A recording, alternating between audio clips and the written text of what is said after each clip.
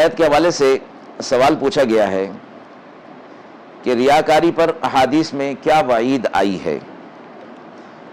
حضرت محمود بن لبید رضی اللہ تعالیٰ عنہ فرماتے ہیں کہ رسول اللہ صلی اللہ علیہ وسلم نے فرمایا، میں تمہارے بارے میں جس چیز کا سب سے زیادہ خوف رکھتا ہوں وہ شرک اصغر ہے۔ حضرات صحابہ نے عرض کیا، یا رسول اللہ شرک اصغر کیا ہے؟ آپ صلی اللہ علیہ وسلم نے فرمایا، ریا۔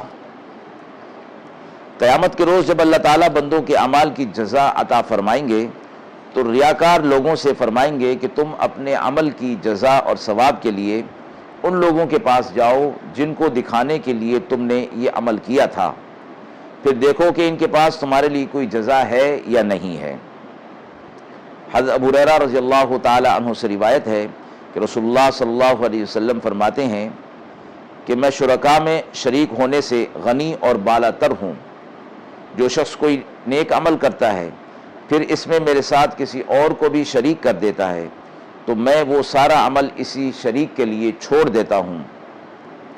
ایک اور روایت میں فرمایا کہ میں اس عمل سے بری ہو جاتا ہوں تو خالص اسی شخص کا کر دیتا ہوں جس کے لیے اس نے عمل کیا تھا اور جسے میرے ساتھ شریک ٹھہرایا تھا۔